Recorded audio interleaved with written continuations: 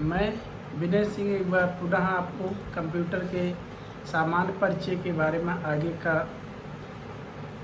आगे के विषय के बारे में बताना चाहूँगा।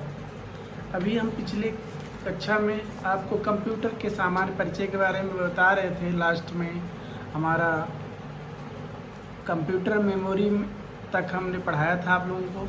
आज कंप्यूटर मेमोरी दो प्रकार के होते हैं, एक आंतरिक मेमोरी होता है, दूसरा बाह्य मेमोरी, मतलब बाहरी। आंतरिक होता है इंटरनल, दूसरा होता है एक्सटर्नल मेमोरी। आंतरिक मेमोरी क्या होता है? आंतरिक मेमोरी कंप्यूटर के प्रोसेसर या सीपीयू का ही एक भाग होता है। यह तब तक अपना कार्य जारी रखता है जब तक कंप्यूटर चल रहा होता है। कंप्यूटर के बंद हो जाने पर प्रत्येक इन्फॉर्मेशन को मिटा देता है। आंतरिक मेमोरी दो होती है। पहला RAM रैम, इसका पूरा नाम रैंडम एक्सेस मेमोरी होता है। दूसरा रोम रीड ओनली मेमोरी होता है। आपके पाठ्यक्रम में इसका एक रैम रोम, जैसे आपके मोबाइल में 4 GB रैम होती है, 64 GB इंटरनल स्टोरेज होती है। रैम परमानेंट नहीं होती है, रोम परमानेंट होती है। रैम को वोलेटाइल मेमोरी कहते हैं, रोम को नॉन वोलेटाइल मेमोरी कहते हैं। और फिर आपका बाह्य मेमोरी आता है जो एक्सटर्नल मेमोरी होता है। बाह्य मेमोरी सीपीयू के बाहर डेटा के लंबे समय के लिए अस्थायी रूप से संग्रहित किया जाता है।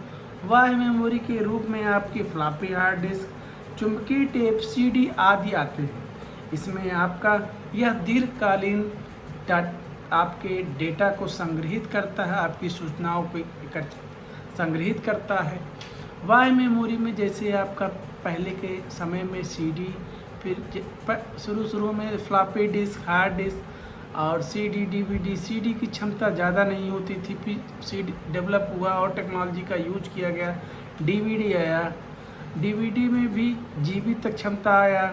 आपका CD में MB में ही होता था, 700 MB तक, अप टू GB में अप टू 4 GB तक क्षमता होती थी।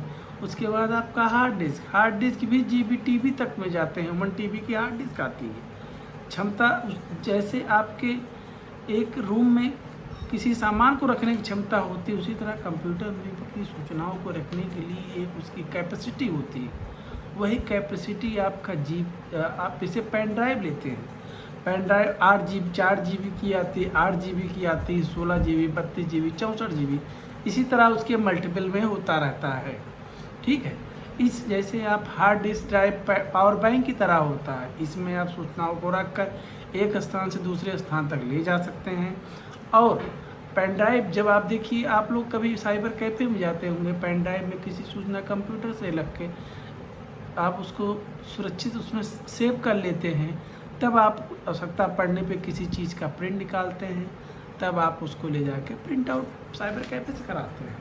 फिर आपके इसी तरह कंप्यूटर सिस्टम में अब आपके पाठ्यक्रम में MS ऑफिस का उल्लेख किया गया है।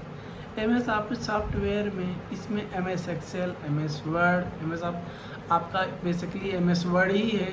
MS वर्ड में आप पत्र लेखन का कार्य करते हैं।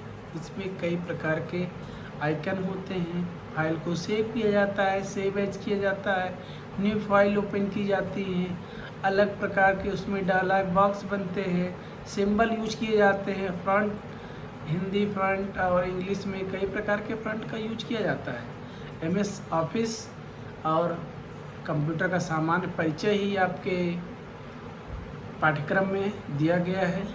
और आप लोग कंप्यूटर को बेसिक अगर आपको परिभाषा आती है तो कंप्यूटर एक इलेक्ट्रॉनिक डिवाइस है जो यूजर द्वारा सूचनाओं को लेकर उसको प्रोसेस करता है, प्रोसेसिंग जिसका नाम CPU होता है, फिर हमें आउटपुट देता है।